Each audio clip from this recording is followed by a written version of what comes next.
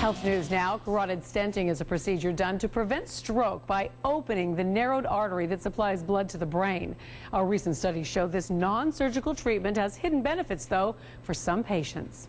67-year-old Roseanne Aycock recently had a stent procedure done to improve a 90% blockage of her carotid artery. My doctors felt this was the better way to go because of the factor that I had cancer of the lung and get very short of breath and had problems with breathing, so they didn't want to put me under anesthesia.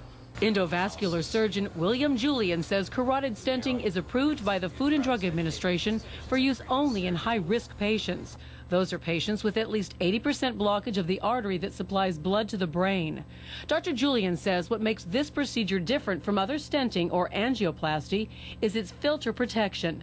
The device catches particles before they reach the brain and cause negative effects. There is a concern that some of the particles that unintentionally reach the brain may cause not a frank stroke, but a subtle deterioration in brain function. Now a recent study shows carotid stenting actually helps patients improve executive brain function, things like memory and logic. So there were patients who said they saw colors brighter, their thinking was better, they were more alert. She's wearing a bright red sweater with a blue shirt, I guess, underneath it. Aycock is seeing colors brighter since her stenting procedure in March, and that's not all. Main change I noticed is I could remember things quicker and easier, like the days of the week and appointments, and I wouldn't have to write everything down like I did before.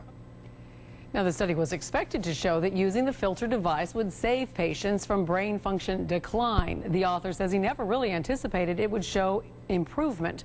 The interventional radiology findings could change more than 50 years of prevailing thought about the significance of blocked carotid arteries.